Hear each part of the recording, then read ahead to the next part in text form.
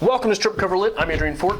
And I'm Dalton Gentry. And we're here with you for another one of this week's 6 Things list. Dalton, what is it today? That's really annoying. This is 6 characters that we wish we were. This could get dark. This could get real dark. Very dark. Very, very dark.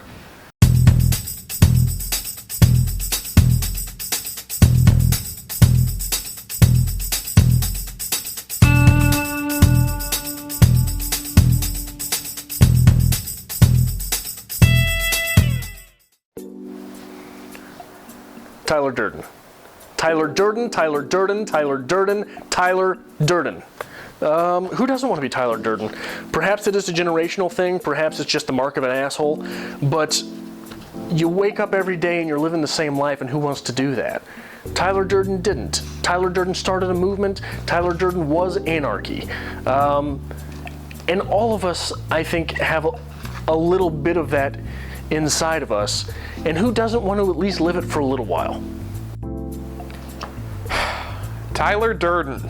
Tyler Durden, Tyler Durden, Tyler Durden. If you've already watched Adrian's segment 2 seconds ago, you're gonna just watch it again. It's the same thing. Now, I'm gonna say that I'm probably the guy in this novel that nobody remembers his name, Edward Norton. But everybody wants to be Tyler Durden. Everybody wants to take something beautiful and destroy it and create something new. Everybody wants that free-spirited, just do whatever you want. And I just want to wear a fluffy robe and yell at people. I sort of feel a little guilty about this one, but Jodie Foster. Hannibal Lecter. Who doesn't want to be Hannibal Lecter? Come on, he knows everything, he's good at everything, and honestly, at the end of the day, who doesn't sit down and wonder a little bit what people taste like?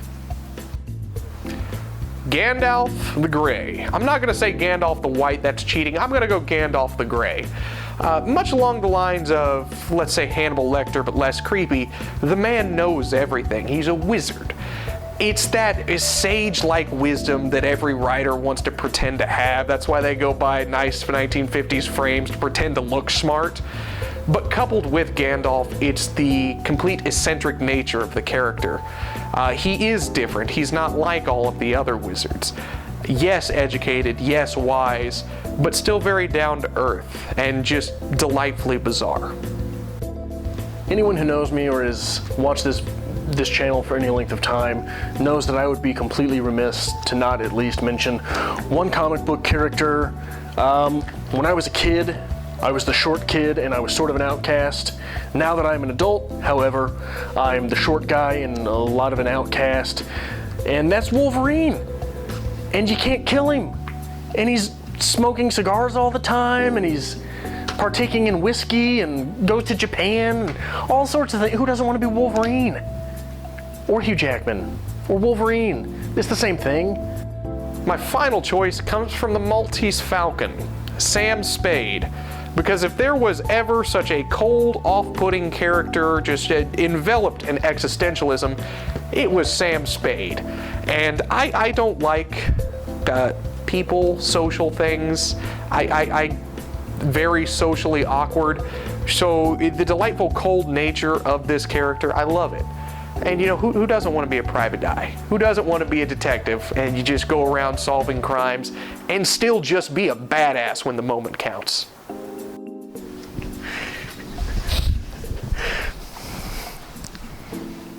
So, how do we play this? Naturally, we both want to be Tyler Durden. Who doesn't? Because you are Tyler Durden. But I think the incarnations, which Tyler Durden do you want to be, right? Here's the thing. Let me tell a brief little story about our college career together. I was the other guy from the novel, and I'm going to say the other guy because nobody cared about him or even knew him. And then Tyler Durden just jumped into my life. Oh, see how flustered I get about that? Tyler Durden jumped into my life and just spun it on its head. So we've got a smaller story within that story there. We do. There is where we realized this was the case. We had both I read Fight Club a little bit earlier than Dalton. Absolutely. Dalton read it on my recommendation. Absolutely. I think it was after you read it on a winter break, right? No, it was my last semester. I actually read it on the flight to France. It would have been 2012. Okay. So I don't know when that happened, but at some point we were post break, whether it was Thanksgiving, Yes. Winter, something.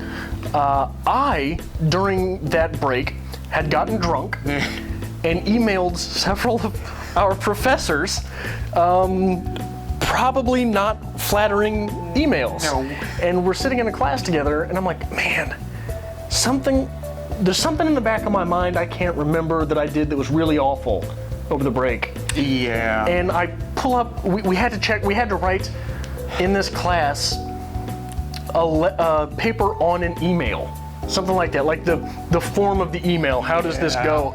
So I pull up my inbox, and I've got responses from all these professors, and I'm like, something's not right here. And I click on an ultra-feminist professor's response. During said email, I had really sort of hit on her, and I break out in a white sweat.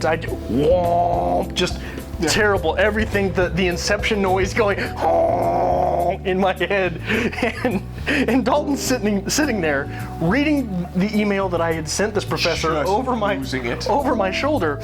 And you didn't lose it. This is what happened. Is we read it. I'm sitting there sweating, and you look at me and you go, That's pretty much right. That's the moment I returned, and I was like, oh, right, I'm this guy.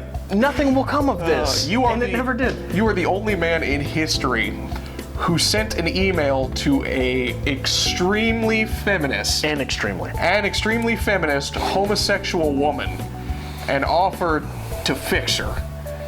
I don't think that was in there. I think it was. You wanted to turn her on to men. Was that in there? That was in there. And it was very expletive. And you got away with it. I think she congratulated you. I don't remember what happened. I'm going to be very honest. Those were not my finest of hours. Well, this is embarrassing story of the week with Stripped Cover Lit. What have you done that you regretted? What was your Tyler Durden moment? For more terrible stories, hit the subscribe button, and we'll have them on a weekly basis.